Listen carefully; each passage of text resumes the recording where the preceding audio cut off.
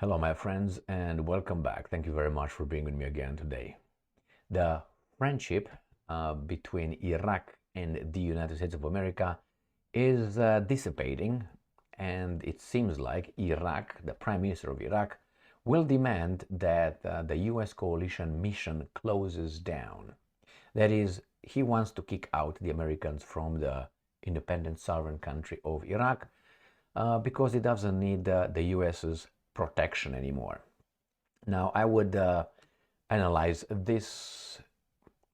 I have 4 articles actually, 2 related to this event and 2 to remind us of how the United States of America operates on the territory of, that is, violates the territory of other countries with impunity, but wants Russia to follow the rules, the norms. Okay, so let's start with the first article that maybe this reminds you of what happened a few days ago, and that is the United States of America kills terrorist leader in Baghdad airstrike, inciting condemnation from Iraq. And we have this American defense minister who was sitting on the board of directors of Raytheon, which is an how should I put it, arms manufacturing company that works with the military industrial complex of the United States of America. Is part of it. So he was one of the guys over there in the board. Then he was taken and placed as the defense minister of the United States of America. That's the way meritocracy works, because he's very experienced. Now, what happened? The Americans invaded Iraq and conquered Iraq, and deposed their leader, bad or good, however you want to look at him. It's not my job to analyze that. I don't think Iraq did anything to the United States of America, but nevertheless, he had to go because these guys said so. Nevertheless, he eventually was hung, and then we have, or hang, he was hung.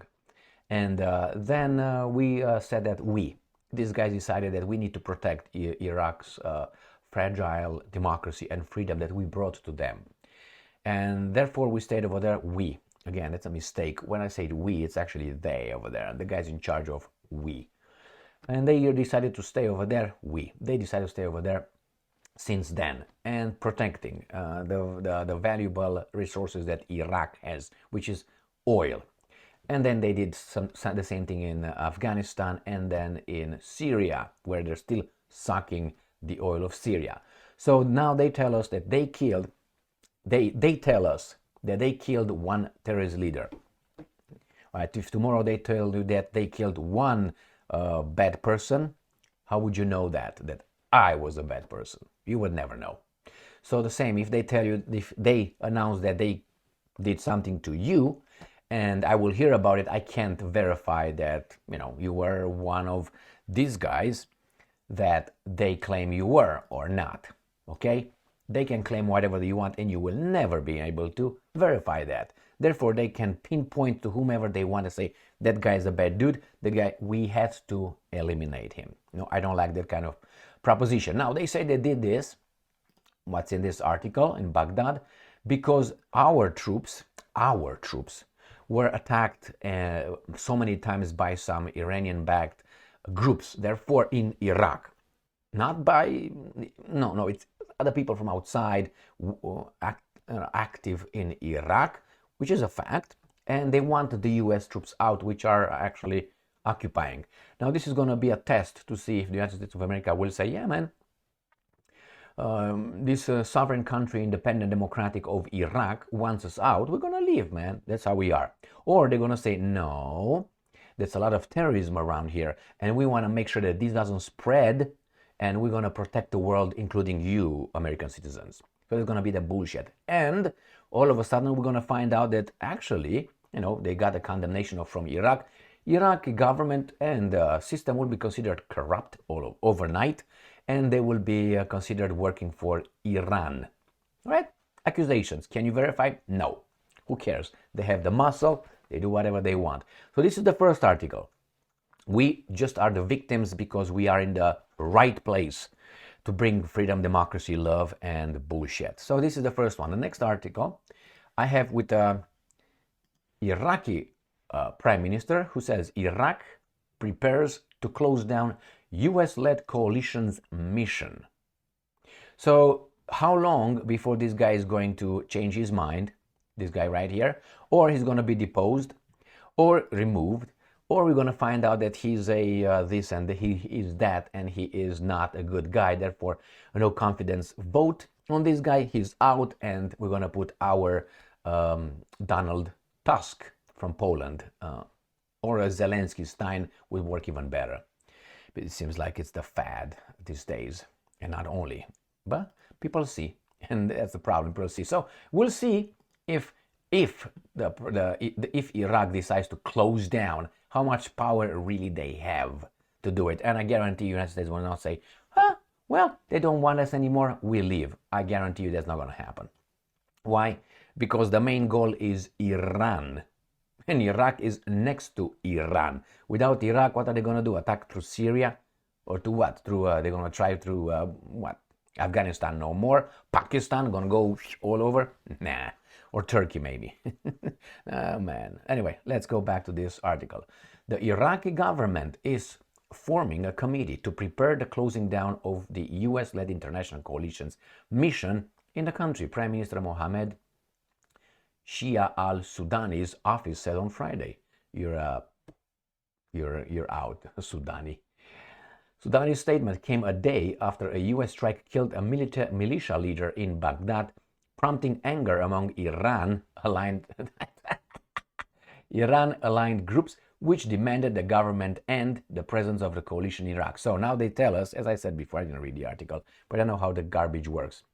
So they frame it that the Iranians are actually controlling the Iraqis, and the Iraqis right now demand the Americans to leave. Why do you have these militias in Iraq after so many years still there? And we were in charge of Iraq for 20 years, right? Was it 20 years or even more? Why? How is that possible? So it's like, for instance, you are called to solve a problem and you don't solve it for 20 years. And then the pipe is still leaking in the basement. You fire that, you send the how do you call this? The plumber, you fire the plumber, right? And you get another plumber, or you try to solve it yourself.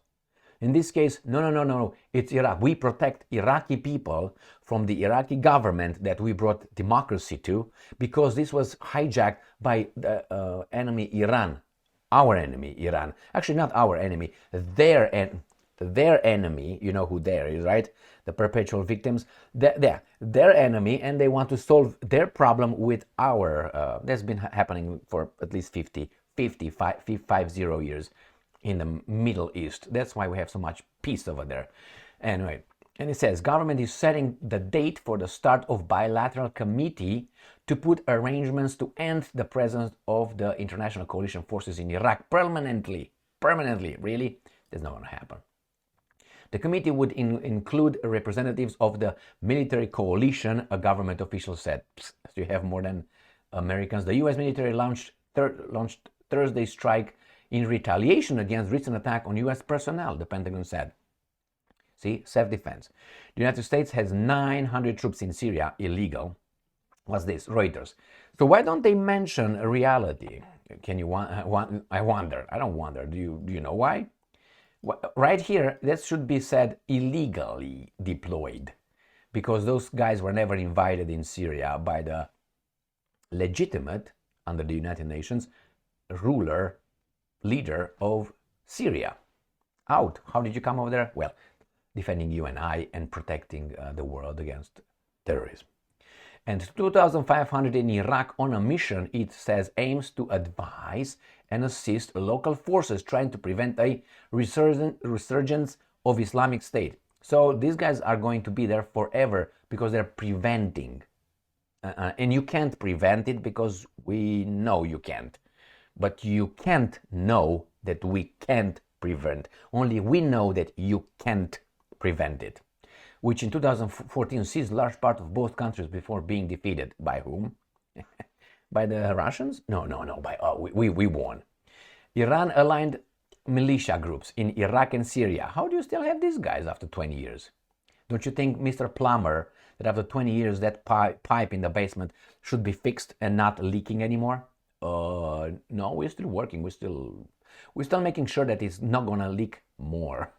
Oppose Israel campaign. Oh, there you have it. We got to the chase, to the origin, to the situation, to the real reason. Iran-aligned militia groups in Iraq and Syria oppose Israel's campaign in the Gaza Strip and hold the US partly responsible. Well, let's see this. They start, it's not only about Israel's campaign that started in October 7th. We know that, with 1,200 Israelis killed, and how many on the other side? Anyway, okay.